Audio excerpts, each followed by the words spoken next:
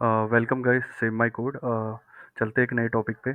तो पिछले मैंने टॉपिक में आपको बताया कैसे हम पांडास लाइब्रेरी को इंस्टॉल किया और कैसे हमने उस पांडास लाइब्रेरी के थ्रू, उसके फंक्शन के थ्रू हमने एक सीएसवी फाइल को रीड किया। हमने एक्सेल फाइल को भी रीड किया यहाँ पे, और गूगल शीट जो हमारा डेटा रहता है गूगल शीट पे, उससे भी हमने डेटा फ्रेम को पाइथन के अंदर रीड किया है पांडास के थ्रू। तो आप देख सकते हो कि ये जो पांडास के फंक्शन है रीड अंडरस्कोर सीएसवी कितने हेल्पफुल होते हैं, जो कि गूगल शीट से हमारे डेटा फ्रेम को ले आते हैं। तो और भी मेजर फंक्शंस हैं जो कि आपको डेटा सेट में बहुत ही हेल्पफुल होंगे, उसके बारे में मैं आपको बताऊंगा। पिछले टॉपिक में मैंने आपको बताया कि डिस्क्राइब एंड इन्फो जो हमारे फंक्शंस है, बेसिकली वो डेटा टाइप चेक करने एंड उसका मीन एवरेज स्टैटिक्स वैल्यू पता करने के लिए होते हैं। डिस्क्राइब से आपको स्टैटिक्स के बारे में पूरी डिटेल्स मिल जाएगी, टेबल्स में कितने रिकॉर्ड्स हैं, किस कॉलम में कितने कम रिकॉर्ड्स हैं, उसके बारे में आपको सारी इन्फॉर्मेशन मिल जाएगी। तो इन सारे फंक्शंस के अलग अलग यूज़ केस हैं। अब न्यू टॉपिक में मैं आपको बताऊंगा कि जितने भी हमारे मतलब बेसिक फंक्शंस हैं उसकी एक्सरसाइज करेंगे एंड देखेंगे कितना आपको आता है। इस एक्सरसाइज को मैं आपको गूगल ड्राइव लिंक में डाल के एक लिंक शेयर कर दूंगा आपको कमेंट बॉक्स में, लाइक डिस्क्रिप्शन बॉक्स में। तो आप वहाँ जाके इस फाइल का एक्सरसाइज आप खुद से कर सकते हैं, ठीक है। सबसे पहले एक्सरसाइज 1 है, तो यहाँ पे पांडास को इंपोर्ट करना है। तो आपको ये ध्यान रखना है, जब भी आप पांडास फंक्शन को यूज़ करना चाहते हो उसके लिए आपको इंपोर्ट लिखना पड़ेगा, ठीक है। Import pandas S P D, ठीक है। आपने पांडास लिख दिया, उसका नाम भी आपने दे दिया पीडी। अब मैं इस पीडी जो है मेरा शॉर्ट नेम है पांडास का, तो उसको मैं बोलूँगा कि मेरी एक लोकल ड्राइव पे सीएसवी फाइल है उसको रीड करे। तो मैंने पी डी डॉट, फिर टैब टैब बटन आप जैसे दबाओगे आपके सारे फंक्शंस आ जाएंगे। थोड़ा टाइम लेगा, अ, अगर आपका पीसी थोड़ा फास्ट होना चाहिए, क्योंकि ये थोड़ा टाइम लेता है। अगर ज़्यादा स्लो प्रोसेसर है तो और भी ज़्यादा टाइम लेगा, बट आप इसको लिख भी सकते हो। अभी लेट सपोज मैंने लिख के यहाँ पे टैप किया है। तो अच्छा, इससे पहले ये जब तक नहीं आएगा जब तक आप इसको रन नहीं करोगे, ठीक है, तब तक वो शो नहीं होगा आपको फंक्शन। तो पहले आप इसको रन कर लो। शिफ्ट इंटर शॉर्टकट की है। अगर आप शिफ्ट इंटर से नहीं करना चाहते तो आप यहाँ से भी कर सकते हो, रन रन सेल, ठीक है। अब आप पी डी डॉट करके जब भी टाइप करोगे तो आपके फंक्शंस ओपन हो जाएंगे, ठीक है। थोड़ा पेशेंस रखना है, थोड़ा वेट करना है एंड सारे सेल्स को वन बाय वन रन करते रहना है, ठीक है। तो अब मैं यहाँ पे read underscore C S P मैंने टाइप किया। अब यहाँ पे मैं पाथ दूंगा, आर मैंने लगा दिया है, और इसके बीच में मैं अपने लोकल ड्राइव का पाथ दूंगा जहाँ पे मेरी cars C S V file save है। बेसिकली उसको मुझे यहाँ प्रिंट कराना है उस डेटा फ्रेम को। तो मैंने यहाँ पे पाथ कॉपी किया और मैंने यहाँ पे पेस्ट किया। देन मैंने इस फाइल का नाम लिखा कार्स सी एस वी, ठीक है। अगर आपके पास एक्सेल फाइल है तो यहाँ पे आपको एक्सेल एक्स लिखना पड़ेगा और यहाँ पे रीड अंडरस्कोर एक्सेल करना पड़ेगा, ठीक है। पिछले मैंने वीडियोस में आपको बताया, आप पिछला वीडियो मेरा देख सकते हैं, ठीक है।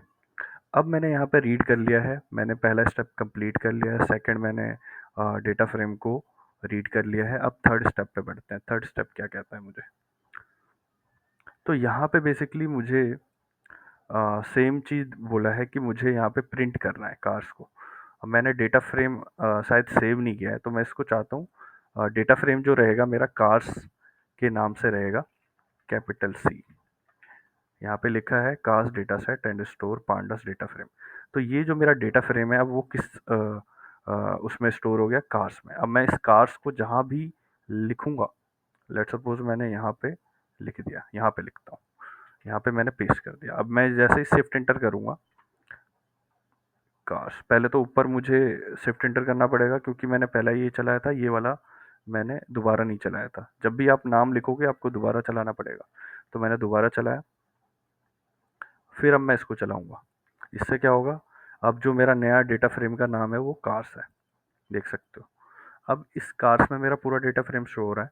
अब मैं चाहता हूँ टॉप 10 वाली वैल्यूज़ मुझे शो हो, खाली मुझे पूरा डेटा फ्रेम शो करने की जरूरत नहीं है। तो मैं पाइथन को कमांड दूंगा कि भाई आप कार्स जो मेरा डेटा फ्रेम है उसमें से हेड एक फंक्शन है जो कि टॉप 10 वैल्यूज ही मुझे दिखाएगा, पूरी 398 मेरे को नहीं दिखाएगा, खाली टॉप 10 देख सकते हो यहाँ पे। इसने टॉप 10 की वैल्यूज मुझे शो कर दिया हेड फंक्शन की मदद से। अगर आप 10 नहीं लिखते हो तो बाय डिफ़ॉल्ट ये आपको 5 रो देगा। यहाँ पे इंडेक्सिंग 0 से स्टार्ट है, आपको ये ध्यान रखना है, कंफ्यूज नहीं होना। 5 रो आपको दिया बाय डिफ़ॉल्ट।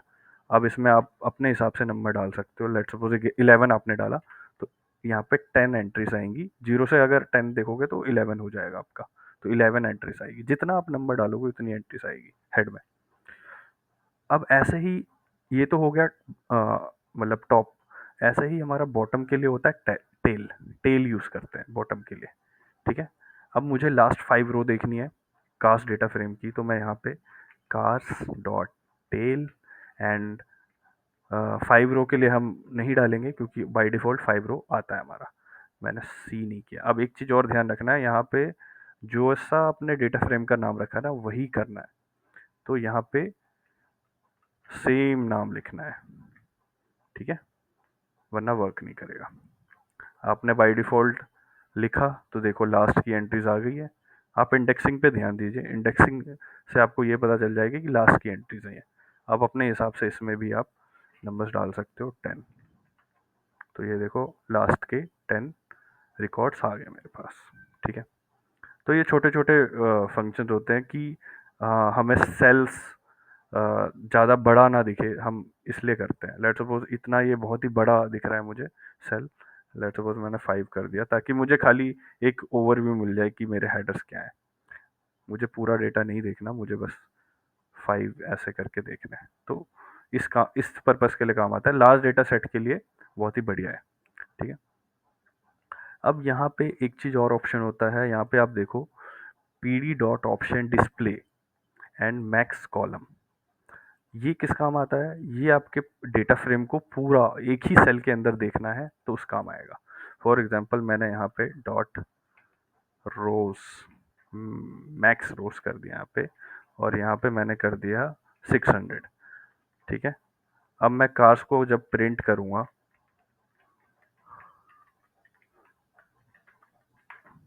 आप देखो एक ही मेरे डेटा फ्रेम के अंदर सारे रिकॉर्ड्स आ गए, एक ही सेल के अंदर मेरे सारे रिकॉर्ड आ गए।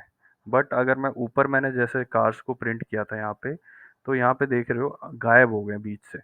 तो ये डिस्प्ले ऑप्शन का मेथड ही यही है, आप सारा डेटा फ्रेम एक सेल के अंदर देख सकते हो अगर आप अपने हिसाब से सेट कर दो तो, ठीक है। ये फंक्शन बहुत ही यूज़फुल रहेगा आपके लिए अगर पूरा डेटा सेट आपको देखना है, ठीक है।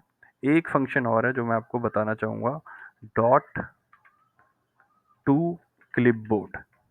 ये फंक्शन क्या करेगा, आपके पूरे डेटा फ्रेम को कॉपी कर लेगा। जैसे आप इसको शिफ्ट एंटर करोगे, ये अपने आपका पूरा डेटा फ्रेम कॉपी हो जाएगा और आप इसको कहीं भी पेस्ट कर सकते हो। कंट्रोल वी, दैट्स इट, आपने पूरा डेटा पेस्ट कर दिया। टू क्लिपबोर्ड बेसिकली आपका यूज होता है कॉपी करने के लिए डेटा फ्रेम को, टू क्लिपबोर्ड। ये टू क्लिपबोर्ड आपको समझ में आ गया होगा। अब इसको सेव करना है, लेट्स सपोज आपको इस डेटा फ्रेम को कहीं अनदर पाथ में सेव करना है, तो टू CSV आप इसको डेटा फ्रेम को कहीं भी सेव कर सकते हो। आपने लेट्स सपोज पाथ दे दिया, मैंने डाउनलोड्स में दे दिया, डाउनलोड्स में नहीं, मैं चाहता हूँ यहाँ पे सेव हो जाए, डॉक्यूमेंट के बाहर असाइनमेंट, यहाँ पे मैं सेव करना चाहता हूँ इस फाइल को। तो मैंने इसका पाथ दे दिया और नाम लिख दिया मैंने new data frame CSV, new data CSV कर दिया। अब जैसे मैं इसको रन करूँगा, सबसे पहले एक चीज़ और याद रखना है, आपको R लगाना पड़ेगा यहाँ पे रीड के लिए, ठीक है। R लगाना ही है आपको, तभी वो जाके सेव होगा। सॉरी, ठीक है, मैंने R लगा के सेव कर दिया। अब ये जो मेरा डेटा फ्रेम है कार्स, वो जाके एक न्यू डेटा नाम से वहाँ पे सेव हो जाएगा। आप देख सकते हो यहाँ पे न्यू डेटा के नाम से सेव हो चुका है इस पाथ में। तो ऐसे आप डेटा फ्रेम को सेव कर सकते हो, क्लिपबोर्ड कर सकते हो, और रीड का मेथड आपको मैंने बता दिया है कि कैसे आप डेटा फ्रेम को रीड कर सकते हो। तो ये एक्सरसाइज 1 है, ठीक है। अब इसमें हम इस डेटा फ्रेम का इंफॉर्मेशन निकालेंगे। cars dot info. ठीक है, अब इस डेटा फ्रेम के अंदर क्या क्या इन्फॉर्मेशन है वो सारी आ जाएगी आपके पास। लाइक इसका डेटा टाइप क्या है, टोटल नंबर ऑफ रिकॉर्ड्स क्या है, और कॉलम्स नेम क्या है वो भी आ जाएगा। तो ये सारे कॉलम्स नेम आ गए आपके। ये डेटा टाइप, डेटा टाइप्स आ गया आपका कि ये जो कॉलम है कौन से डेटा टाइप में है, इंट है, फ्लोट है, ये सारी इन्फॉर्मेशन यहाँ दिख जाएगी आपको। और यहीं पे आपको ये भी दिख जाएगा कि इसका जो रिकॉर्ड है सबसे कम है, बाकी सारे कॉलम का 398 है और हॉर्स पावर का 392 है। राइट, ये हमने प्रीवियस चैप्टर में भी पढ़ा था। अब आगे बढ़ते हैं। स्टैटिक्स, समरी स्टैटिक्स हमें चाहिए, समरी स्टैटिक्स डेटा फ्रेम का। तो इसके लिए हम क्या यूज करते हैं, describe, car dot describe, that's it. तो डेटा फ्रेम का स्टैटिक्स हमें जानना है कि कितना एवरेज है, कितना इसका मीन है। तो उसके लिए हम डिस्क्राइब फंक्शन का यूज करेंगे। ठीक है, अब यहाँ पे एक चीज और है, मैक्सिमम कॉलम सोर्स फायर 230। अब यहाँ पे एक चीज और है कि हमें अगर ये फिल्टर करना है कि इसके जो 6 वैल्यू जो नैन है वो हमें फिल्टर करना है। मैंने प्रीवियस चैप्टर में भी बताया था आपको। आपको जस्ट कार्स, पहले तो डेटा फ्रेम यहाँ पे डालना है, देन इसके स्क्वायर ब्रैकेट के अंदर, देन उस कॉलम का नाम। इसको सिंपल करने का तरीका है कि आप ऐसा कर सकते हो, कार्स के अंदर जो कॉलम का नाम है मेरा हॉर्स पावर है, और मैंने यहाँ पे कर दिया इज नल, और इसको मैंने सेव किया D1 में। अब मैं इसको कार्स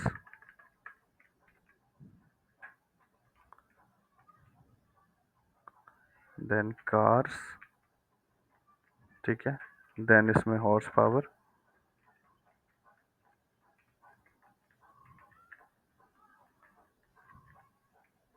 इक्वल इक्वल D1। ठीक है, दैट्स इट।